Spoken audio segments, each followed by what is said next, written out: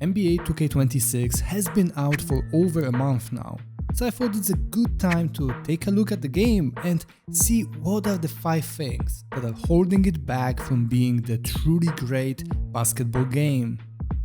Alright, let's start with the part that's been dividing the community since the launch: online gameplay.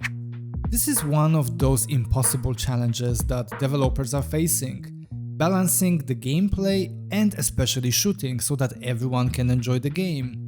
2K struggles mightily to balance the game in a way that shooting feels fair for casuals and competitive players at the same time. Because how can they do that? I don't really know what is the solution here. But what I know is that right now it's kind of all over the place. Because casuals online struggle to shoot at all, while seasoned veterans are shooting 70 or even 80% from free. So what's the problem? See, 2K tried to make shooting purely skill-based, no randomness, no luck involved. Sounds great in theory, right? Skill gap is increased, you're better so you're making shots, what could go wrong? Well, except that in practice, that change actually made things, I think, worse. Because when there's zero variability, the game becomes predictable and one-dimensional. You either green it or you break it. And if you manage to master the shot animation of your player, then basically you're gonna make every shot possible. There's no natural flow to the game or element of luck involved. I get why they did it. The competitive scene wanted total control. People were asking for removal of randomness.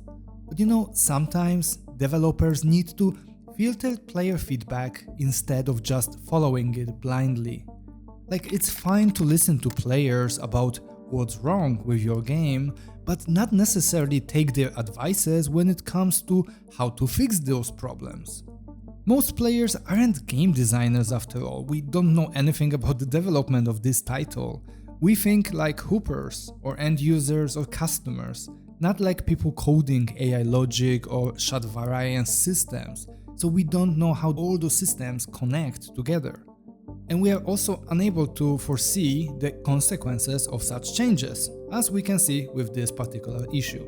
So yeah, I think 2K needs to bring back a touch of unpredictability to shooting, something that rewards skill but doesn't turn every online match into a 3-pointers green timing fest. Cause that shit is boring, man.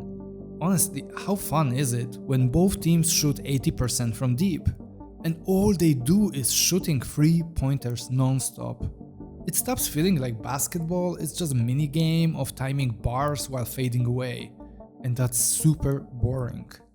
And speaking of online, if you are jumping into that world, then you already know how brutal the grind can be. And that's where SkyCoach comes in, because they help you skip that endless grind safely.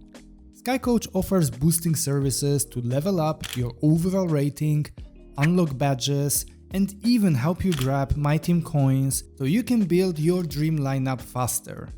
They are trusted by over 200,000 players, they have amazing reviews, and every order comes with an instant refund guarantee for peace of mind. If you want to save yourself hours of frustration, check them out using the link in the video description. And make sure to use my code Machete to get 10% discount on your order. Big thanks to SkyCoach for sponsoring this video. Now let's talk about the part of the game that drives me even more insane than online gameplay. That part is the computer AI in NBA 2K26. Man, as a simulation nerd and single player fan, computer logic in this game is driving me simply nuts. It's been a month since launch, and somehow we are still dealing with the same major problems that make single-player games feel off. So what are those issues? Number one is that the computer keeps passing up open layups and dunks. You'll see a guy cut perfectly to the basket, wide open, nobody inside, and instead of finishing strong with no contest, he will kick it out to the corner for a free. Like, bruh, you had a free, uncontested layup. Don't be Ben Simmons.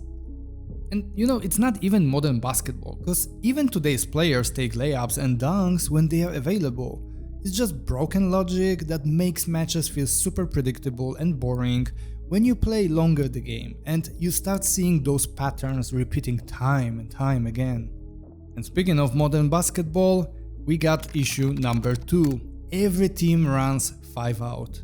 Every single modern team. I'm not exaggerating here. It doesn't matter if you are playing the Nuggets, the Timberwolves or 76ers. Everyone's spaced around the arc like they are coached by Mike D'Antoni in 2018. And yeah, 5 out is a very common strategy these days, I get it. But that's just too much. When every computer offense looks exactly the same, it kills immersion and fun completely. And the third issue with computer AI is the over-aggressive double teaming of superstars in the post. Wanna post up Jokic? Well, double team as soon as he gets the ball. Embiid? Same. Non-stop double teams with most teams. And you know, if at least they waited until the post player puts the ball on the floor to make the double team harder to read, right? But no, the double team starts as soon as they touch the ball in the post. And as a result, playing with superstars that are good in the post makes the game super predictable, robotic, and it's kinda boring. Cause you know, double teaming superstar when they are cooking is fine, and it's quite common. But not with almost every team in the league for the same player all the damn time, even from the beginning of the match.